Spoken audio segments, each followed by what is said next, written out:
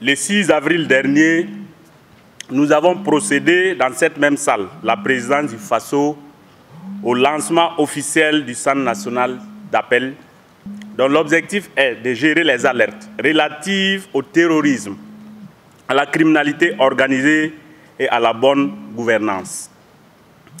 Un dispositif d'appel mis en place par son Excellence, Monsieur le Président de la Transition, chef de l'État, le capitaine Ibrahim Traoré.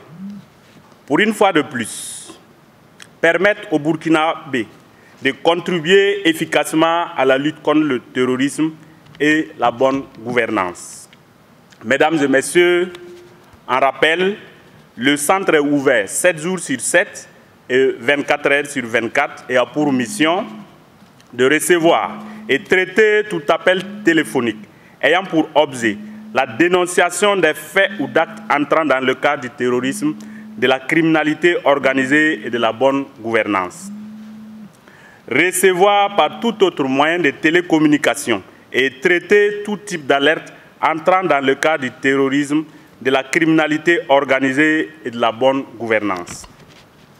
Renseigner les citoyens sur les mécanismes de contribution ou de participation citoyenne à la lutte contre le terrorisme. Procéder à la compilation des alertes par catégorie et à l'authentification des flux d'informations qui en résultent. Dresser et disponibiliser des bilans périodiques des alertes traitées. Je pense que ce matin, c'est cet exercice-là qu'on est donc en train de faire.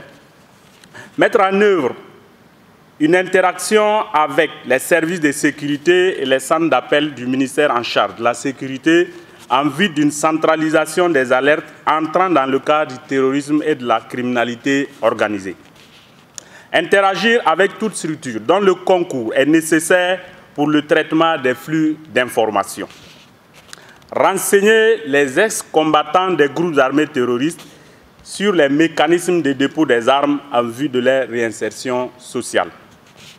Chers journalistes, en un mois de fonctionnement, le centre a reçu et traité au total 2256 appels et messages, soit une moyenne journalière de 81 appels et messages. On y dénomme 1420 appels et messages polluants, 832 alertes exploitables.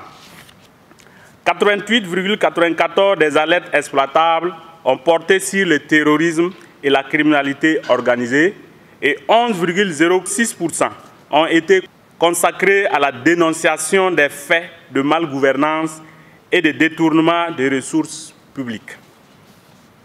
En matière de terrorisme, les événements recensés étaient relatifs notamment aux attaques terroristes, au déguerpissement des populations, aux cas d'enlèvement, de vol d'animaux, de pillage de biens, de checkpoints des groupes armés terroristes, des dénonciations de bases terroristes, des mouvements et de regroupements de groupes armés terroristes, ainsi que la dénonciation des suspects. Des combattants des GAT ont également joint le Sénat pour se renseigner sur les mécanismes de leur absolution et de leur réinsertion sociale. Certains d'entre eux sont même déjà pris en charge en attendant la mise en œuvre de la procédure en la matière. Par ailleurs, des appels visant à renseigner sur les mécanismes de contribution et de participation citoyenne à la lutte contre le terrorisme ont été enregistrés. En matière de malgouvernance, des dysfonctionnements de l'administration publique et des détournements des ressources publiques ont été dénoncés dans 6 régions du pays par les citoyens. Dans de nombreux cas, des réponses immédiates ont pu être apportées suite aux alertes suffisamment précises en fonction de l'opportunité et des modalités de la riposte au regard des moyens immédiatement disponibles.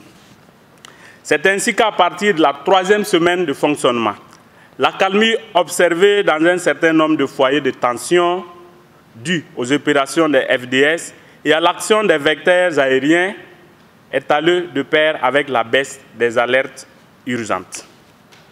Plus de 60% des appels et messages reçus étant inexploitables sont considérés comme polluants et constituent une charge supplémentaire inutile de travail pour des opérateurs et une entrave à la prise en charge diligente des alertes sérieuses. C'est l'occasion de demander aux populations de continuer à exploiter cet outil inédit en se limitant strictement à son objectif cité plus haut. Il faut donc se départir des fausses alertes et des appels et messages dont la finalité est de divertir ou de distraire le personnel qui anime le centre. Plus votre appel ou message est complet et sérieux, plus vite il est traité et la réponse de l'État est non seulement certaine, mais aussi rapide et efficace. L'appropriation par les Burkinabés des campagnes, des villes et de l'extérieur, de l'outil qu'est le Sénat, dès le lancement de ces activités, a achevé de convaincre de sa pertinence et de son impérieuse nécessité. Des actions sont dès lors en cours d'examen en vue d'accroître l'efficience. La répétition étant pédagogique, le Centre national d'appel peut être joint gratuitement au 199 par message ou en partageant des fichiers par WhatsApp au numéro 71 20 33 33, au 68 24 44 44, dans les cas suivants.